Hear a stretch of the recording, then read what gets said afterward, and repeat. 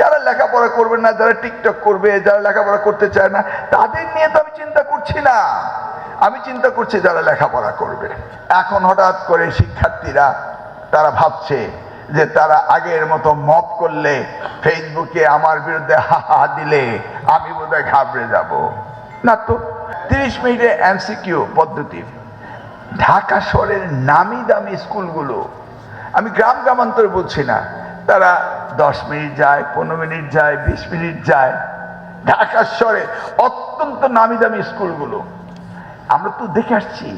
আমি তো মন্ত্রিত্ব যাওয়ার পর বসে নেই, এডুকেশন নিয়ে কাজ করছি। আমার একটা সংগঠন রয়েছে, এডুকেশন রিসার্চ ইনিশিয়েটিভ। এটা দিয়ে আমি অনেক সেমিনার সিম্পোজিয়াম করি, অনেক কাজ করি, আমার অনেক গবেষণা আছে। তারা 20 মিনিট অপেক্ষা করে, লাস্টে 10 মিনিট টুক টুক টুক করে সব আনসার হয়ে যায়। কেন? I want to find out কে ভালো কে খারাপ। আমি তো